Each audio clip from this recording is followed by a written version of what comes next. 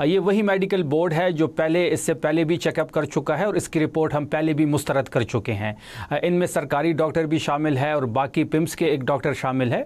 तो इनकी रिपोर्ट जो भी आएगी उसको तहरीक इंसाफ मुस्तरद करेगी। हम चाहते हैं कि इमरान खान साहब की जो सेहत का इशू है वो सियासी इशू नहीं है, उसमें फैमिली इंटरवील करेगी और जो फैमिली की डिमांड्स हैं, जो अलीमा आपा की डिमांड्स है, तहरीक इंसाफ उसके साथ खड़ी है और तहरीक इंसाफ वही चाहती है जो उनके फैमिली की डिमांड्स है इमरान खान साहब के सेहत के बारे में। जहाँ तक तहरीक इंसाफ की बात है कि ईद के बाद क्या होगा, तो ईद के बाद हमारी जो लीडरशिप है, मरकज़ी लीडरशिप और सूबाई लीडरशिप इस वक्त सर जोड़ के बैठी हुई है। कुछ ऑप्शन ज़ेर गौर है, रिहाई फोर्स पे काम हो रहा है और आपको मैं ये बताता चलूँ कि अनकरीब आप देखेंगे कि रिहाई फोर्स का लॉन्चिंग इवेंट है। ईद के बाद उसका डैशबोर्ड खुल जाएगा, उसके बाद प्रॉपर मेंबरशिप होगी, पूरे पाकिस्तान से नौजवान इसमें शरीक होंगे। ये लाखों लोगों पे मुश्तमिल होगा। सुहेल आफरीदी साहब इसको लीड करेंगे और आप देखेंगे जो भी लाएमल दिया जाएगा इमरान खान साहब की रिहाई के हवाले से, ये फोर्स सफ़े अव्वल में होगी। हमने पहले भी ये बात कही थी कि जेल का जो सुपरडेंट था अंजुम गफूर, उसको गिरफ्तार किया जाए, उसका नाम ECL में होना चाहिए, क्योंकि जिस तरीके से तब भी सहूलत नहीं दी गई इमरान खान साहब को, हम ये मानते हैं कि ये उन पर कातलाना हमला है। उसको गिरफ्तार करके उससे पूछ गूछ होनी चाहिए कि किसके कहने पर यह गनावनी साजिश उन्होंने की। तो पहले तो उसको ECL पर उसकी गिरफ्तारी का मुतालबा करते हैं। जहाँ तक मुलाकात की बात है तो इस वक्त जो आपने देखा होगा कि 4 दिसंबर को आखिरी मुलाकात हुई थी डॉक्टर उज़्मा की, उनकी बहन की। 16 अक्टूबर को वकला की आखिरी मुलाकात हुई थी और उसके साथ साथ जो रुफ़का की मुलाकात है वो कई महीनों से नहीं हो रही। बात बड़ी सिंपल है, अगर 302 का जो मुल्ज़िम होता है तो उसकी भी फैमिली से मुलाकात करवाई जाती है। वाहिद ये कैदी है, इतना डर है इस निज़ाम को इमरान खान साहब के नाम से, इमरान खान साहब के बयान से, कि पिछले कई महीनों से उनको आइसोलेशन में डाला हुआ है। अगर वो आइसोलेशन में ना होते तो जो उनकी बिनाई का इशू बनना है वो भी ना बनता। तभी सहूलत उनको नहीं दी जा रही, मुलाकात उनकी नहीं हो रही, बेटों से बात नहीं हो रही, टीवी बंद कर दिया गया है, अखबारात उनको नहीं मिल रहे, किताबों पे पाबंदी है। तो जिस किस्म की कैद इमरान खान साहब गुजार रहे हैं 1000 दिन से, इस किस्म की कैद पाकिस्तान में किसी ने नहीं गुजारी। जवाब मर्दी से इस निज़ाम के खिलाफ करने बाहर तहरीक इंसाफ को सड़कों पर आना पड़ेगा, क्योंकि अदालती रास्ते हम इख्तियार कर चुके हैं, वहाँ से कोई हासिल नहीं हो रहा। हम तमाम मुज़ाकरात की तरफ भी हमने कोशिश की, वो भी डेडलॉक का शिकार हुई। बैरिस्टर गौहर चीज़ों को आगे लेके बढ़े। शफी साहब, यहाँ पर एक और नुकता हम है कि जो फोर्स है उसको पहले रिहाई फोर्स का नाम दिया गया, फिर अब रिहाई फोर्स का नाम दे दिया गया है। इस हवाले से क्या पूरी पार्टी एक पेज पर मौजूद है? पहली बात यह है कि फोर्स हर सूरत बनेगी।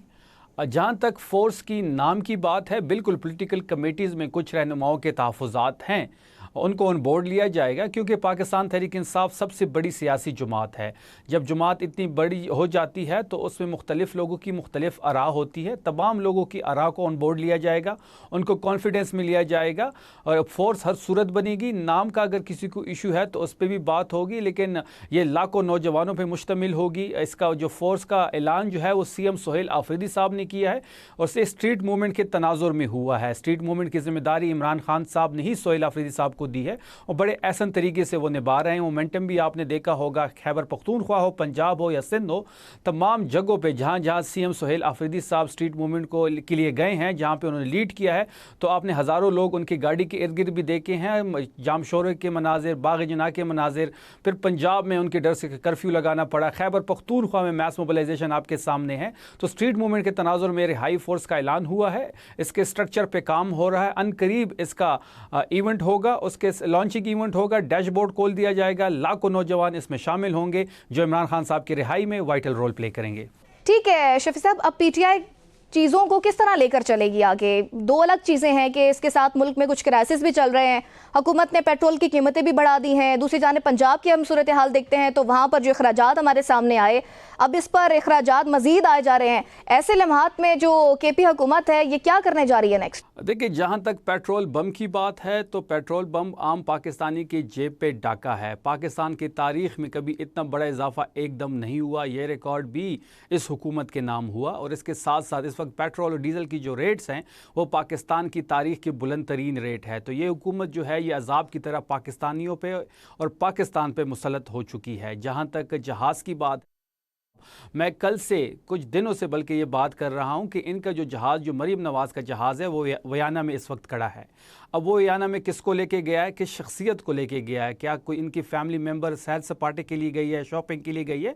पंजाब हुकूमत को भी कई मीडिया चैनल्स ने से सवाल भेजे हैं, लेकिन वहाँ से भी ना तरदीद हो रही है और ना ही तस्दीक हो रही है। तो इसका मतलब ये है कि सीएम तो ख़ुद पाकिस्तान में मौजूद है, अलबत्ता उनका जो जहाज़ 11 अरब का ख़रीदा गया, पूरी PIA 10 अरब की बेची गई, जिसमें 38 जहाज़ शामिल थे और एक जहाज़ मैडम सीएम की, क्योंकि मैडम सीएम ना कहें तो वो नाराज़ हो जाती है, तो मैडम सीएम के लिए जो एक जहाज़ ख़रीदा गया है वो 11 अरब की मालियत का है।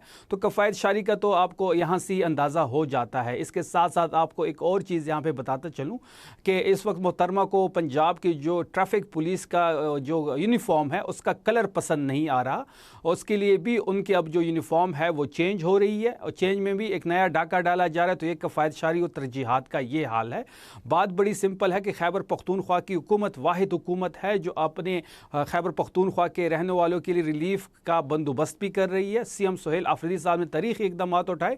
रमज़ान पैकेज आपके सामने है, 10.5 लाख ख़ानदानों को 12,500 पर फैमिली हम दे रहे हैं। 13 अरब का ये पैकेज है, 9 लाख ख़ानदानों को वो मिल चुका है। इंशाअल्लाह कुछ दिनों में ये कंप्लीट हो जाएगा। इसके साथ साथ जो पेट्रोल बम गिराया गया है, जितनी मुश्किलात आम खैबर पख्तूनख्वा के शहरी पे पड़ रहे हैं वो बोझ खैबर पख्तूनख्वा हुकूमत उठाएगी। मोटरसाइकिल बाइक वाले जो हैं उनको हर महीने 1100 रुपये दिया जाएगा। 2 महीने का ये पैकेज है, 2200 रुपये उनको दिए जाएंगे।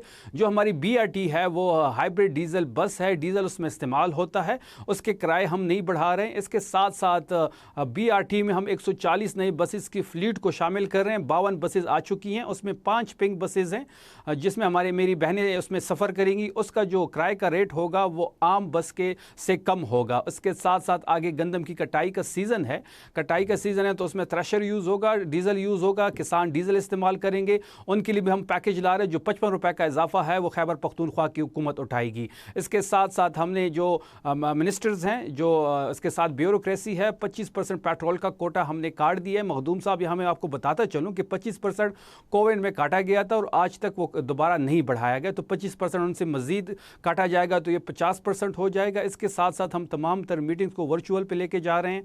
कैबिनेट हो या स्टैंडिंग कमेटीज़ हो, वहाँ पे वर्चुअल मीटिंग्स होंगी। प्रोटोकॉल्स हम ख़त्म कर रहे हैं। सिर्फ सिक्योरिटी पुलिस की गाड़ियाँ और जो एम्बुलेंसेज होंगी, इमरजेंसी सर्विसेज, उनको पेट्रोल कोटा फुल मिलेगा, बाकी से कटौती होगी। तो ये वो स्टेप्स है जो खैबर पख्तूनख्वा की हुकूमत उठा रही है और अपने शहरियों का सोच रही है। शफी साहब, इस सब सूरत हाल में जो पख्तूनख्वा हुकूमत पर रमज़ान पैकेज पर भी हमने देखा कि बहुत तनकीद हुई कि जी पैसे बांटने का कोई हुकूमती मैकेनिज्म मौजूद ही नहीं था, इस पर आप क्या कहना चाहेंगे? कि बात बड़ी सिंपल है कि हर चीज़ पे पंजाब हुकूमत जो है वो सियासत करती है। ये लोगों की रिलीफ के लिए ये पैकेज दिया गया है। हमने 11 अरब का जहाज़ नहीं ख़रीदा, हम 13 अरब रुपए अपने लोगों पे लगा रहे हैं, रिलीफ के लिए लगा रहे हैं। अगर उनके पास ऐसे कोई सबूत है कि इसमें कोई बाकायदगी हुई है या जो पेमेंट्स दी जा रही हैं उसमें कोई बाकायदगी हुई है तो वो सामने लेके आएँ।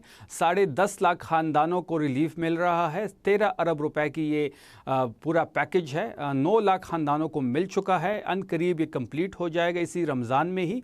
और ये पहली हुकूमत है कि मुसलसल तीसरे साल ये रमज़ान पैकेज अपने लोगों को दे रही है। ये अवाम का पैसा है, हम अवाम पे ही लगाएंगे, मज़ीद भी लगाएंगे। अगर पंजाब हुकूमत को इससे तकलीफ़ है तो तकलीफ़ होती रहे।